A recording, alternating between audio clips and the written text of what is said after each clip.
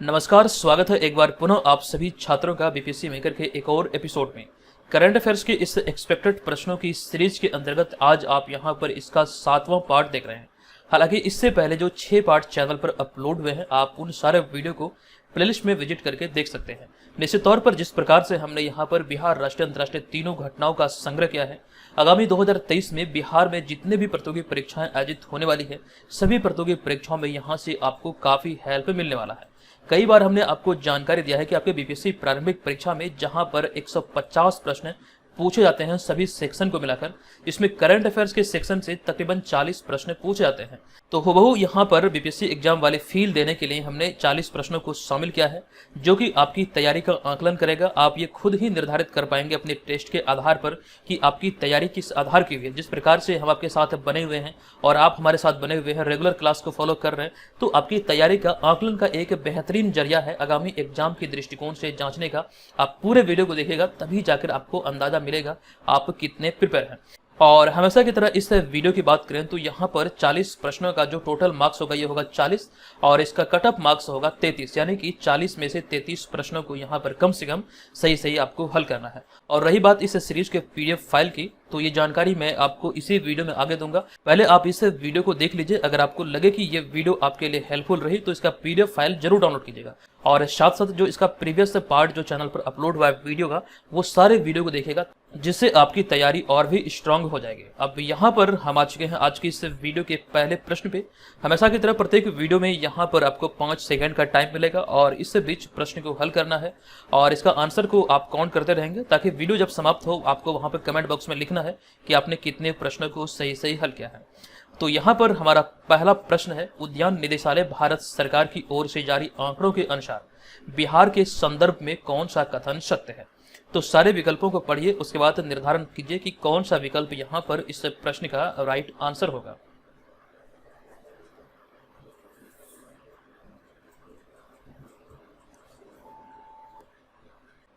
तो यहाँ पर अगर हम बात करें इस प्रश्न के राइट आंसर की, तो प्रश्नों के आधार पर विकल्प नंबर ए, बी, सी और डी चारों विकल्प यहाँ पर इस प्रश्न का राइट आंसर है।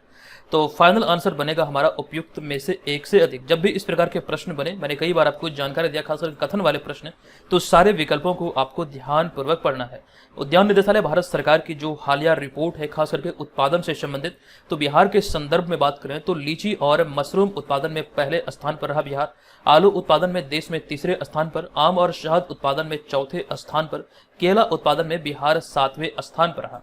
हालांकि इस तरह की जानकारी हमने आपको या फिर हमारी टीम के माध्यम से इस तरह के पोस्ट के माध्यम से फेसबुक, टेलीग्राम और इंस्टाग्राम पर उपलब्ध कराई गई थी, जिसमें निश्चित तौर पर कई सारी जानकारियां छुपी हुई है। आप यहां से बहुत सारी चीजें सीख सकते हैं। तो इस तरह के रेगुलर अपडेट के लिए आप चाहें तो हमें फेसबुक, टेलीग्राम और इंस्टाग्राम पर फॉलो कर सकते हैं। सभी का लिंक इस वीडियो के डिस्क्रिप्शन में है। एक जानकारी यहाँ पर यह भी ध्यान रखिए, आप जो इस सीरीज को फॉलो कर रहे हैं ये एक टेस्ट फॉर्मेट है और यहाँ पर आप किसी भी प्रश्न में एक्सप्लेनेशन की उम्मीद नहीं करेंगे। आपको सारा का सारा एक्सप्लेनेशन, जो विस्तृत एक्सप्लेनेशन है, पीडीएफ में दिया गया है।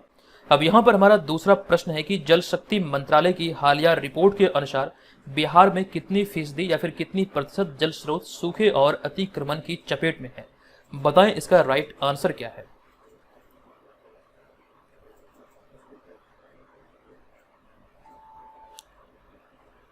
तो इस प्रश्न का जो हमारा राइट आंसर है ये है ऑप्शन नंबर सी, यानी कि 49.8% या फिर 49.8% जो जल स्रोत है बिहार में, ये सूखे और अतिक्रमण की चपेट में है। अभी हाल ही में ये रिपोर्ट आई थी और इस रिपोर्ट के बारे में संपूर्ण जानकारी हमने आपको दिया था। आई थिंक अगर आपने डेली करंट अफेयर्स वाली क्लास को फॉलो किया होगा तो वहां पर आपको ये जानकारी मिली होगी।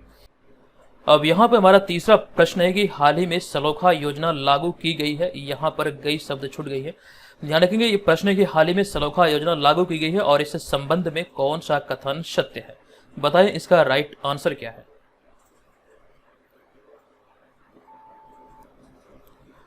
तो इस योजना की बात करें तो ये महाराष्ट्र सरकार की एक योजना है। तो यहाँ पर इस प्रश्न का हमारा राइट आंसर होगा ऑप्शन नंबर बी।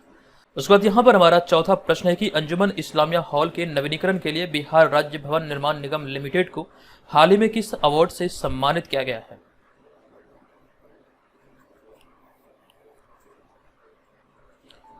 इस प्रश्न का हमारा राइट आंसर होगा बिहार राज्य भवन निर्माण निगम लिमिटेड को अभी हाल ही में विश्वकर्मा अवार्ड से सम्मानित किया गया। ऑप्शन नंबर ए यहाँ पर इस प्रश्न का राइट आंसर होगा। एक चीज यहाँ पर ये ध्यान रखिए, ये 14वां विश्वकर्मा अवार्ड है जो कि हाल ही में बिहार राज्य भवन निर्माण निगम लिमिटेड को मिला है। और ये जानकारी यहाँ पर ध्यान रखेंगे कि अंजुमन इस्लामिया हॉल के नवीनीकरण के लिए ये अवार्ड अभी हाल ही में बिहार राज्य भवन निर्माण निगम लिमिटेड को दिया गया है। अब यहाँ पर चलते हैं अगले प्रश्न पे। ये 5वां प्रश्न है कि हाल ही में बिहार के किस विश्वविद्यालय के कुल सचिव अर्थात रजिस्ट्रार डॉक्टर घनश्याम रॉय को ग्रीन एम्बेसडर अवार्ड 2023 से सम्मानित किया गया।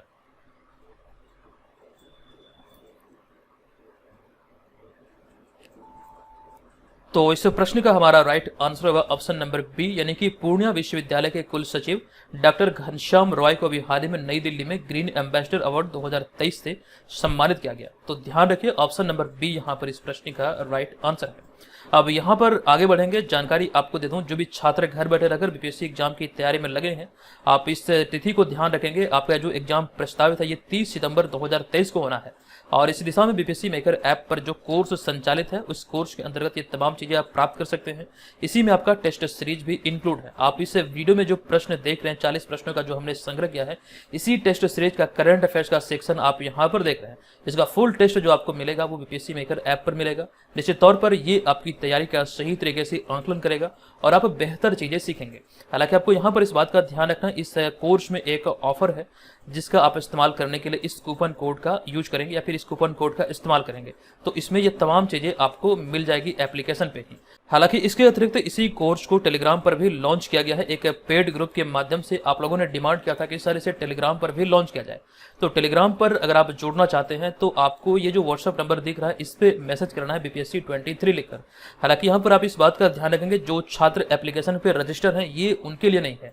अगर आप चाहेंगे कि हमें टेलीग्राम पर भी मिल जाए तो ये ऐसा पॉसिबल नहीं है। आप एप्लीकेशन पे बने रहिए, आपको एप्लीकेशन पर ही मिलेगा। अगर कोई छात्र टेलीग्राम पर चाहते हैं तो उन्हें केवल और केवल टेलीग्राम पर ही मिलेगा। इस चीज का ध्यान रखिए। जो भी इच्छुक हैं, जो बार बार हमें मैसेज कर रहे थे, कॉल कर रहे थे, सर टेलीग्राम पर स्टार्ट कीजिए, तो ये पेड ग्रुप है। इसकी संपूर्ण जानकारी आपको यहीं व्हाट्सएप पे मिल जाएगी। बीपीएससी 23 लिखकर हमें मैसेज कीजिए इस व्हाट्सएप नंबर पे। सारी जानकारी इंस्टेंट आपके मोबाइल पे सेंड होगी ताकि आपको संपूर्ण जानकारी मिल सके कि आप इसे कैसे ज्वाइन करेंगे। ध्यान रखें, निश्चित तौर पर यहाँ पर वही चीज आपको मिलेगी जो एप्लीकेशन पर मिल रही है। चलिए अब यहाँ पर हमारा अगला छठा प्रश्न है कि भारतीय उच्चायोग ने 16 अप्रैल 2023 को किस देश में अपना 16वां वीजा आवेदन केंद्र खोला है। इंपॉर्टेंट है। हालांकि इस वीडियो के सारे प्रश्न जो है ये चुनिंदे हैं, आप यहाँ पर इसे देखकर खुद ब खुद अंदाजा लगा भी सकते हैं। तो भारतीय उच्चायोग ने अभी हाल ही में 16 अप्रैल 2023 को अपना 16वां वीजा आवेदन केंद्र बांग्लादेश में खोला है। तो ऑप्शन नंबर सी यहाँ पर इस प्रश्न का राइट आंसर होगा। नेक्स्ट 7वां प्रश्न है कि निम्नलिखित में से कहां 17 अप्रैल 2023 को सिंधु जल संधि 1960 से संबंधित मामलों पर संचालन समिति की छठी बैठक आयोजित किया गया।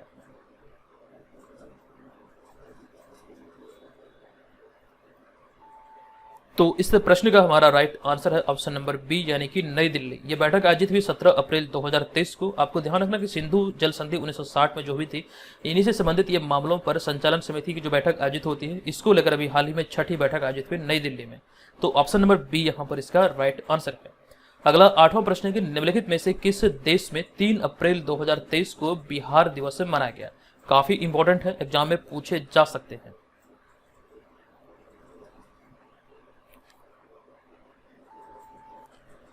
इस प्रश्न का हमारा राइट आंसर होगा ऑप्शन नंबर सी, यानी कि अभी हाल ही में 3 अप्रैल 2023 को जापान में बिहार दिवस मनाया गया। ये जानकारी यहाँ पर आपको ध्यान रखना है। हालांकि हम बात करें यहाँ पर बिहार दिवस की, तो बिहार दिवस हर साल 22 मार्च को मनाया जाता है। और इस वर्ष 2023 में आपको ध्यान रखना है 22 मार्च 2023 को जो बिहार का स्थापना दिवस मनाया गया, ये 111वां स्थापना दिवस था। और इस अवसर पर यानी कि 111वें स्थापना दिवस की बात करें तो इसका थीम निर्धारित था युवा शक्ति बिहार की प्रगति। जबकि 2022 में जो 110वां बिहार स्थापना दिवस मनाया गया था, इसका निर्धारित थीम था जल जीवन हरियाली। ये सारी जानकारी पीडीएफ में आपको मिल जाएगा। और फिर यहाँ पर हमारा अगला नवा प्रश्न है कि भारतीय रिजर्व बैंक की हालिया रिपोर्ट के अनुसार भारत का विदेश मुद्रा भंडार बढ़कर कितना हो गया है। हाल ही में ये चर्चे का विषय था। निश्चित तौर पर ये आंकड़े आपके लिए महत्वपूर्ण साबित हो सकते हैं।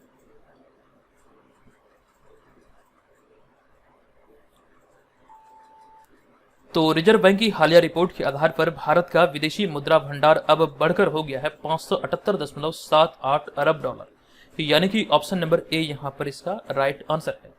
10वां प्रश्न है कि हाल ही में नाटो अर्थात उत्तर अटलांटिक संधि संगठन का 31वां सदस्य देश कौन बना है?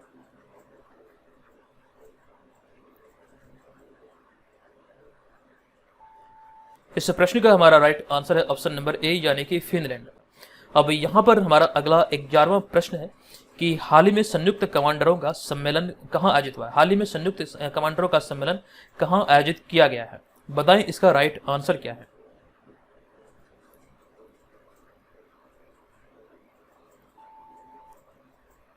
तो इस प्रश्न का जो हमारा राइट आंसर है ये है ऑप्शन नंबर डी यानी कि अभी हाल ही में ये भोपाल में आयोजित किया गया। ध्यान रखेंगे 11वें प्रश्न का हमारा राइट आंसर है भोपाल। 1 अप्रैल 2023 को ये आयोजित हुआ था।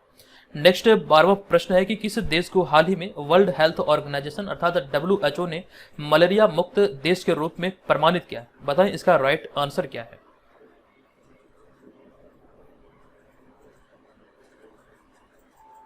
देखिए यहाँ पर 2 विकल्प इस प्रश्न का राइट आंसर होगा। अभी हाल ही में वर्ल्ड हेल्थ ऑर्गेनाइजेशन ने अजरबैजान और तजाकिस्तान को मलेरिया मुक्त घोषित किया है। हालांकि इससे पिछली बार 2021 की बात करें तो 2021 में चाइना और अल सल्वाडोर को मलेरिया मुक्त प्रमाणित घोषित किया गया था WHO के द्वारा। और वर्तमान समय की दृष्टिकोण से देखें तो पूरी दुनिया में 42 देश को WHO ने मलेरिया मुक्त घोषित कर दिया है। ये जानकारी आप यहाँ से ध्यान रखेंगे। हालांकि पहली बार 1962 में हमने जो आपको जानकारी दिया था 1962 में ग्रेनेडा और सेंट लूसिया को मलेरिया मुक्त घोषित किया गया था WHO के द्वारा। नेक्स्ट यहाँ पर हमारा अगला 13वां प्रश्न हो जाएगा कि निम्नलिखित में से कौन सा देश हाल ही में शंघाई सहयोग संगठन में शामिल हुए हैं? बताएं इसका राइट आंसर क्या है।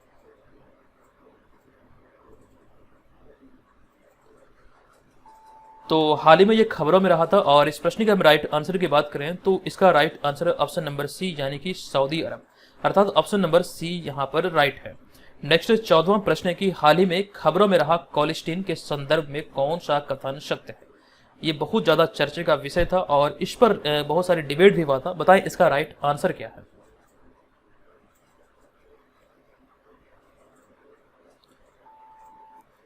देखिए यहाँ पर पूछा गया कि कौन सा कथन सत्य है। तो विकल्पों में जब आप नजर डालेंगे तो सबसे पहला विकल्प है कि यह एक एंटीबायोटिक दवा है।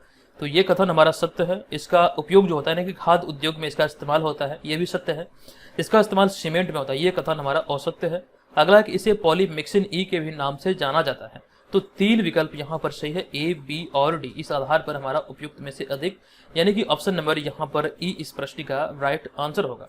कोलेस्टीन एक एंटीबायोटिक दवा है, खाद्य सामग्रियों में इसका इस्तेमाल होता है।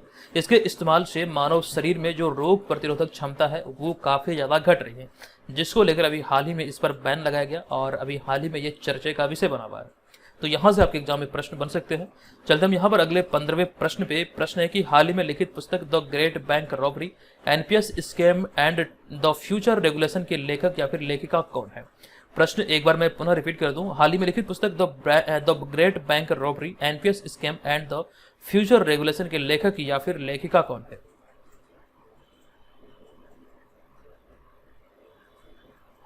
इस प्रश्न का हमारा राइट आंसर होगा वी पटाभी राम और साथ साथ सब्यसाची दास, अर्थात 2 विकल्प जब सही होते हैं तो ऐसी स्थिति में ऑप्शन नंबर ई यहाँ पर हमारा इस प्रश्न का फाइनल आंसर होता है। ध्यान रखेंगे इस पुस्तक के लेखक की बात करें तो वी पटाभी राम और साथ ही सब्यसाची दास इस पुस्तक के लेखक हैं। नेक्स्ट 16वां प्रश्न है कि नेशनल ग्रीन ट्रिब्यूनल यानी कि एनजीटी अर्थात राष्ट्रीय हरित अधिकरण ने ठोस और तरल कचरे का वैज्ञानिक रूप से प्रबंधन करने में नाकाम रहने पर बिहार सरकार को पर्यावरण क्षतिपूर्ति के तौर पर कितने करोड़ रुपए का जुर्माना लगाया है? बहुत बहुत इंपॉर्टेंट है, बताएं इसका राइट आंसर क्या है।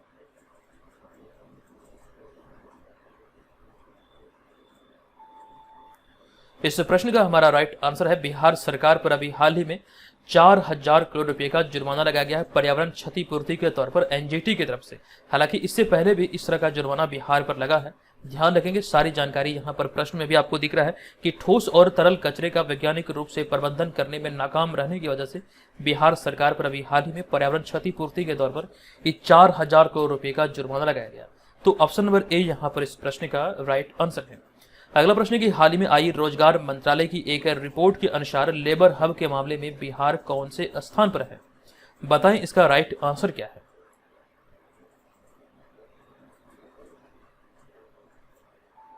लेबर हब की बात करें तो जो अभी हाल ही में रोजगार मंत्रालय की रिपोर्ट आई थी, लेबर हब के मामले में बिहार दूसरे स्थान पर है।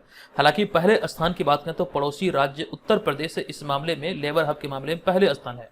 लेकिन यहाँ पर बिहार के संदर्भ में एक जानकारी आपको ये भी दे दूं कि बिहार में पूर्वी चंपारण और मुजफ्फरपुर लेबर हब में पहले व दूसरे स्थान पर है क्रमशः, यानी कि पहले स्थान पर पूर्वी चंपारण और दूसरे स्थान पर मुजफ्फरपुर। ये बिहार की दृष्टिकोण से यहाँ पर हमने बात किया। लेकिन राष्ट्रीय स्तर की बात करें तो बिहार दूसरे स्थान पर और पहले स्थान पर उत्तर प्रदेश। नेक्स्ट 18वां प्रश्न है कि भारतीय मूल के किस अमेरिकी नागरिक को हाल ही में विश्व बैंक अर्थात वर्ल्ड बैंक के अध्यक्ष के रूप में नियुक्त किया गया है?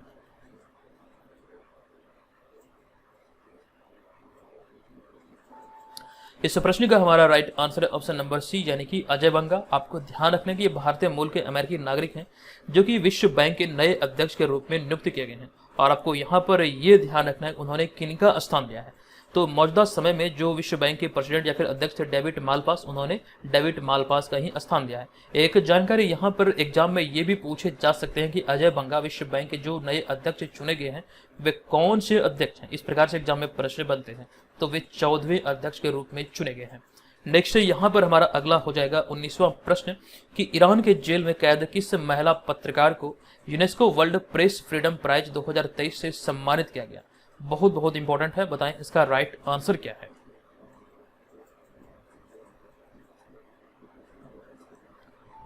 इस प्रश्न का यहां पर हमारा राइट आंसर हो जाएगा ऑप्शन नंबर ई। और ऑप्शन नंबर ई के तहत अगर हम बात करें तो उपयुक्त में से एक से अधिक विकल्प यहां पर सही है। और इसके तहत आप देखेंगे नीलोफर हमीदी, इलाले मोहम्मदी और नरगिस मोहम्मदी, ये 3 विकल्प यहाँ पर सही है। और इस आधार पर ध्यान रखेंगे अभी हाल ही में इन तीनों महिला पत्रकार को UNESCO world press freedom prize 2023 से सम्मानित किया गया। और ये तीनों महिला ईरान की जेल में मौजूदा समय में कैद है, ये यहाँ पर आपको ध्यान रखना है। नेक्स्ट यहाँ पर हम चलते हैं अगले 20वें प्रश्न पे। ये प्रश्न है कि भारत ने हाल ही में अरुणाचल प्रदेश में चीन सीमा के पास हाई एल्टीट्यूड आर्टिलरी रेंज से फायरिंग अभ्यास किया। बताएं कि इस युद्धाभ्यास का नाम क्या है?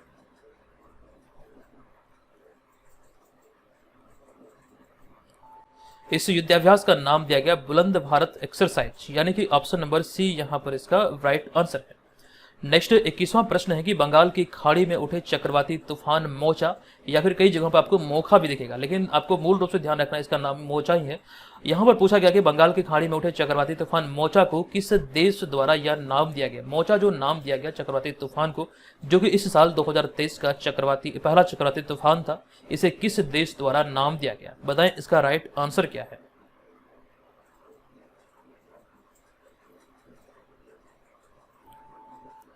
तो इस प्रश्न का हमारा राइट आंसर है, इसे नाम दिया गया यमन की तरफ से। और यहाँ पे अगर हम बात करें मोचा की, तो ये जो मोचा आप देख रहे हैं ये यमन में एक कह सकते हैं बंदरगाह शहर है, इसी के नाम पर इसका नामकरण किया गया इस चक्रवाती तूफान का, जिसका अगर हम अर्थ की बात करें तो ये ग्रीक भाषा का एक शब्द है और इसका जो शाब्दिक अर्थ ये होता है सांप की कुंडली। तो ये जानकारी यहाँ से ध्यान रखिए। नेक्स्ट हमारा यहाँ पर 22वां प्रश्न हो जाएगा कि हाल ही में आई USCIRF की रिपोर्ट के अनुसार लगातार चौथी वर्ष विशेष चिंता का देश के रूप में घोषित किया गया। किसे अभी मतलब कह सकते हैं चौथी वर्ष लगातार, यहाँ पे प्रश्न में सुधार की जरूरत है कि हाल ही में आई USCIRF की रिपोर्ट के अनुसार लगातार चौथी वर्ष किसे यानी किस देश को आप यहाँ पर ऐड कर लेंगे, किस देश को विशेष चिंता का देश के रूप में घोषित किया गया? बताएं इस प्रश्न का राइट आंसर क्या होगा।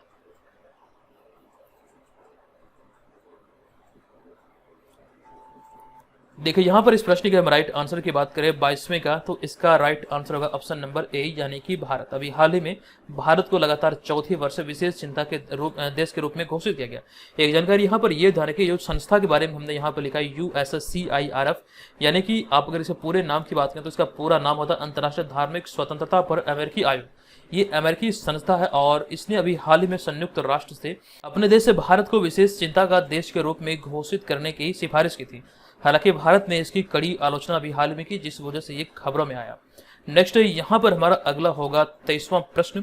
ये प्रश्न है कि विश्व स्वास्थ्य संगठन अर्थात WHO ने कोविड-19 वैश्विक स्वास्थ्य आपातकाल के समाप्ति की घोषणा कर दी है। बताएं कि यह तिथि कौन सी है? बताएं इसका राइट आंसर क्या है।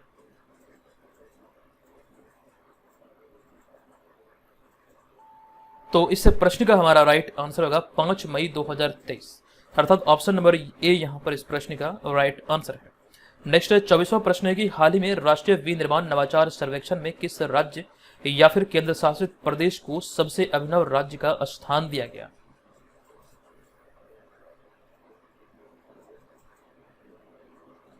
इस प्रश्न का राइट आंसर है ऑप्शन नंबर बी, यानी कि सबसे अभिनव राज्य का जो स्थान दिया गया, पहला स्थान मिला कर्नाटक को। ऑप्शन नंबर बी यहां पर इसका राइट आंसर है। अगला 25वां प्रश्न है कि निम्नलिखित में से कौन हाल ही में परमाणु ऊर्जा आयोग के नए अध्यक्ष बने हैं? बताएं इसका राइट आंसर क्या है।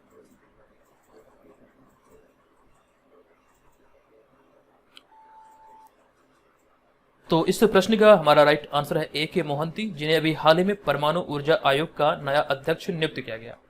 26वां प्रश्न है कि हाल ही में बिहार के किस जिले के मोती झील में पहली बार 10वीं सीनियर नेशनल ड्रैगन बोट प्रतियोगिता आयोजित हुई थी? मोती झील किस जिले में है, ये यहां पर पूछा गया।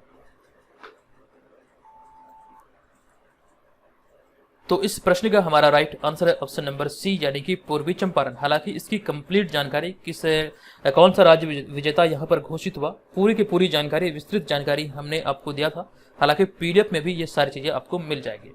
नेक्स्ट 27वां प्रश्न है कि हाल ही में मनाम दुराई मिट्टी के बर्तनों को भौगोलिक संकेतक अर्थात जीआई टैग मिला है, और इस संबंध में कौन सा कथन सत्य है? बताएं इसका राइट आंसर क्या है।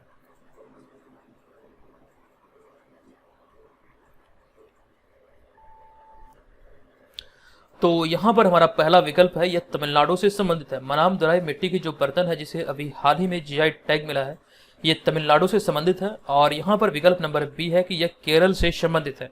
तो ये कथन हमारा असत्य है। अगले विकल्प की बात करें तो जीआई टैग किसी वस्तु या उत्पाद को 10 साल के लिए दिया जाता है, ये कथन हमारा सत्य है। और अगला है जीआई टैग रजिस्ट्री का मुख्यालय चेन्नई में है, तो ये भी सत्य है।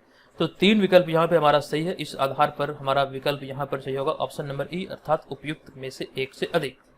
नेक्स्ट यहाँ पर 28वां प्रश्न है कि हाल ही में माना गांव को पहला भारतीय गांव घोषित किया गया है। बताएं कि यह किस राज्य का एक गांव है।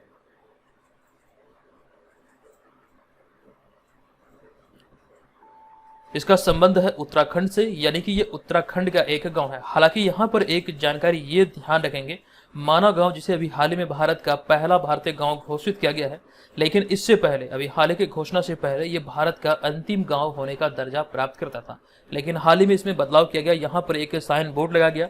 डेली करंट अफेयर्स वाले सीरीज में हमने आपको विस्तृत जानकारी दिया था। आधिकारिक तौर पर अभी हाल ही में उत्तराखंड के माना गांव, जिसे कि पहले सबसे अंतिम गांव के रूप में जाना जाता था, लेकिन अब इसे भारत का पहला गांव घोषित किया गया है। नेक्स्ट यहाँ पर हमारा अगला हो जाएगा 29वां प्रश्न कि निम्नलिखित में से किस भारतीय मेट्रो ने हाल ही में ग्रीन वर्ल्ड अवार्ड 2023 जीता है।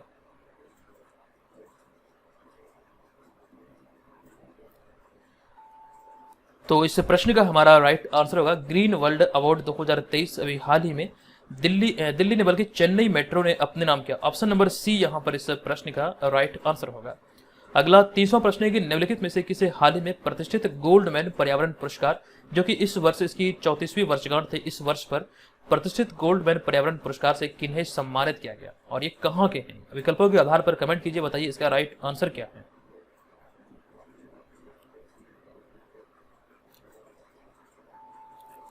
देखिए यहाँ पर इस प्रश्न के हम राइट आंसर की बात करें तो इसमें ए, बी, सी और डी ये चारों विकल्प यहाँ पर सही है। जफर किलिजकाया जो कि तुर्की के हैं, एलेसेंड्रा कोराप मुंडोरुकु जो कि ब्राजील के हैं, चिलकावा मंबा जो कि जाम्बिया के हैं, टेरो मस्टोनन जो कि फिनलैंड के हैं, इन चारों को अभी हाल ही में प्रतिष्ठित गोल्डमैन पर्यावरण पुरस्कार से सम्मानित किया गया। तो विकल्प नंबर ई यहाँ पर इस प्रश्न का राइट आंसर है।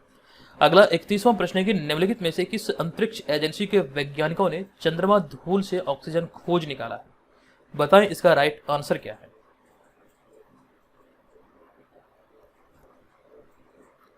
इस प्रश्न का हमारा यहाँ पर राइट आंसर होगा अमेरिकी अंतरिक्ष एजेंसी, जिसे कि नासा के नाम से आप सभी जानते हैं।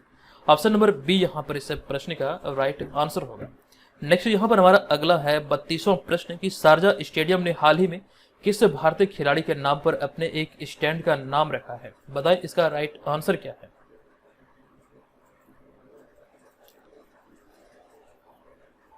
इस प्रश्न का हमारा राइट आंसर है ऑप्शन नंबर डी, यानी कि सचिन तेंदुलकर के नाम पर अभी हाल ही में शारजा क्रिकेट स्टेडियम में एक स्टैंड का नाम रखा गया है। ऑप्शन नंबर डी इस प्रश्न का राइट आंसर है। अगला प्रश्न है कि हाल ही में जारी विश्व विकास रिपोर्ट के अनुसार वैश्विक स्तर पर प्रवासियों की संख्या कितने मिलियन पहुंच गई? पूरे विश्व को लेकर जो रिपोर्ट अभी आई है प्रवासियों की संख्या को लेकर, यहाँ पर पूछा गया है कि विश्व विकास रिपोर्ट के अनुसार वैश्विक स्तर पर प्रवासियों की संख्या कितने मिलियन पहुंच गई है।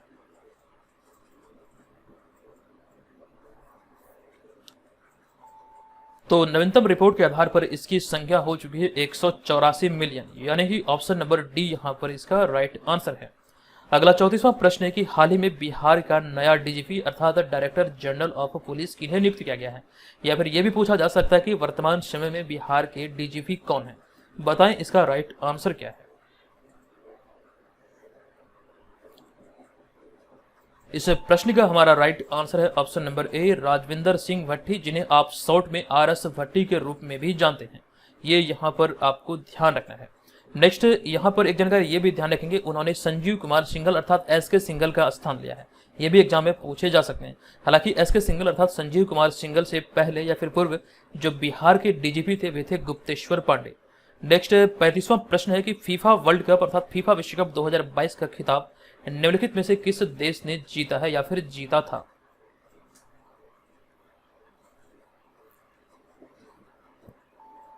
तो इस खिताब को अर्जेंटीना ने अपने नाम किया था। ऑप्शन नंबर सी यहां पर इस प्रश्न का राइट आंसर है। नेक्स्ट 36वां प्रश्न है कि हाल ही में लोकगीत गायिका मैथिली ठाकुर को बिहार खादी का ब्रांड एम्बेसडर बनाया गया है। बताएं कि वे बिहार के किस जिले की रहने वाली है।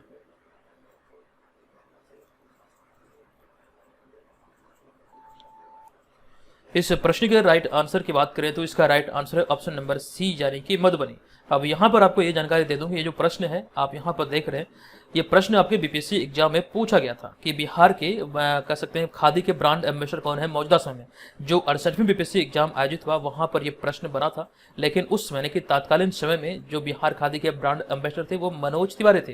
हालांकि उनसे भी पहले बिहार खादी के ब्रांड एम्बेसडर थे पंकज त्रिपाठी, लेकिन मौजूदा समय में बिहार खादी की ब्रांड एम्बेसडर है मैथिली ठाकुर। निश्चित तौर पर अगर आप हम पे भरोसा करते हैं तो करंट अफेयर्स की पूरी तैयारी यहाँ पर आपकी बेहतर तरीके से हो जाएगी। रिसेंटली बिहार में जितने भी एग्जाम हुए हैं आयोजित हुए हैं वहां पर हमारे प्रश्न अच्छे खास आए हैं। इसका प्रूफ भी हमने कई बार आपको दिया है और साथ साथ आप यहाँ पर वीडियो में प्रश्नों की क्वालिटी को भी देखकर समझ चुके हैं कि प्रश्न किस प्रकार से एग्जाम में आते हैं। ये सभी वही प्रश्न है, एक बार पुनः आपको बता दूं, जो कि बीपीएससी मेकर ऐप पर जो पेड टेस्ट सीरीज है 69वीं बीपीएससी को लेकर, तो वहीं से सारे प्रश्नों को यहाँ पर हमने शामिल किया है। नेक्स्ट यहाँ पर हमारा 37वां प्रश्न है कि विश्व स्वास्थ्य संगठन अर्थात WHO ने हाल ही में मंकी पॉक्स का नाम बदलकर निम्नलिखित में से क्या रखा है।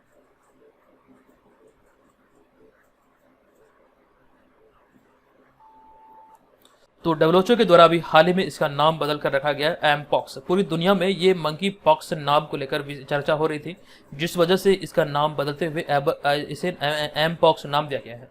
तो ऑप्शन नंबर बी यहाँ पर इसका राइट आंसर है। अगला 38वां प्रश्न है कि ऑर्मेक्स स्टार्स इंडिया के द्वारा अक्टूबर 2022 के लिए जारी मोस्ट पॉपुलर फीमेल स्टार्स की सूची में पहले स्थान पर कौन है। हालांकि ये डेटा पुराना हो चुका है, लेकिन फिर भी प्रश्न के दृष्टिकोण से यहाँ पर आपको बताना है इसका राइट आंसर क्या है।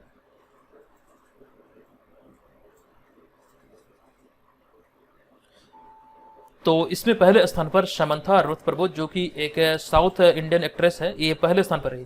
देखिए बीपीएससी एग्जाम में खास करके हम बात करें तकरीबन आपको 1 से 2, कई बार आपको 1 से 3 ये ऐसे प्रश्न होते हैं जो कि बहुत पुराने होते हैं।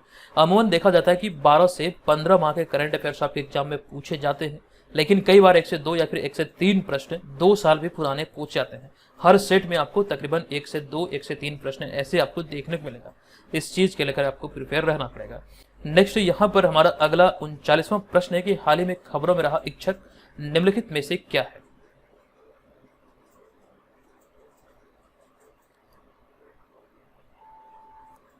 तो इस प्रश्न के हम राइट आंसर की बात करें तो इच्छक एक पोत है, यानी कि ऑप्शन नंबर बी यहाँ पर इसका राइट आंसर है। नेक्स्ट 40वां और अंतिम प्रश्न ये है कि 1 दिसंबर 2022 को जो विश्व एड्स दिवस मनाया गया, इसका थीम क्या है, ये पूछा गया है।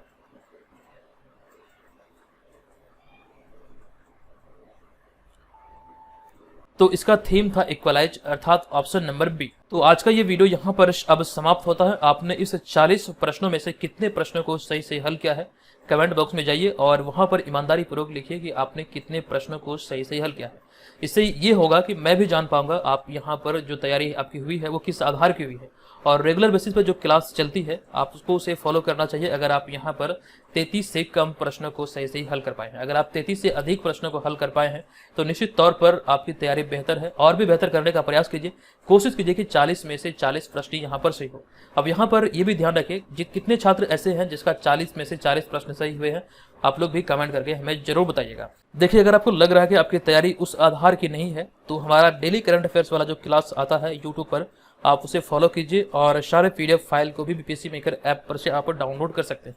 हालांकि इसकी जानकारी हमने आपको दिया, और साथ साथ इस बात का आप ध्यान रखेंगे ये जो कोर्स है टेलीग्राम पर भी शुरू किया गया है, आप चाहें तो टेलीग्राम पर भी जुड़ सकते हैं। निश्चित तौर पर हम आपकी तैयारी में, आपका जो सफर है उसमें हम आपके साथ शामिल रहेंगे। किसी प्रकार की कोई हेल्प होगी तो वहां पर आपको ग्रुप में उपलब्ध कराई जाती है, तो ग्रुप के माध्यम से आपकी जो तैयारी है वो एक प्रकार से सुनियोजित तरीके से होने वाली है। तो दोस्तों, आज की इस वीडियो को यहाँ पर समाप्त करते हैं, मिलेंगे अगले पार्ट में। अगर आपको ये सीरीज अच्छा लगा है तो इसका जो प्रीवियस पार्ट चैनल पर अपलोड है सभी वीडियो को जाकर देखिए। निश्चित तौर पर आप वहाँ से बहुत सारी चीज़ें सीखेंगे और आपका जो कॉन्फिडेंस लेवल है करंट अफेयर्स को लेकर बहुत ज़्यादा बिल्ड होगा। चलिए, आज के इस वीडियो को यहाँ पर समाप्त करते हैं। ज़्यादातर मैं आपको इस वीडियो का टारगेट दे रहा हूँ 500 लाइक का। अगर आपको लगे कि वीडियो हेल्पफुल रही तो प्लीज़ वीडियो को लाइक कीजिएगा और चैनल को सब्सक्राइब करके हमें सपोर्ट जरूर कीजिएगा। चलिए, धन्यवाद, जय हिंद।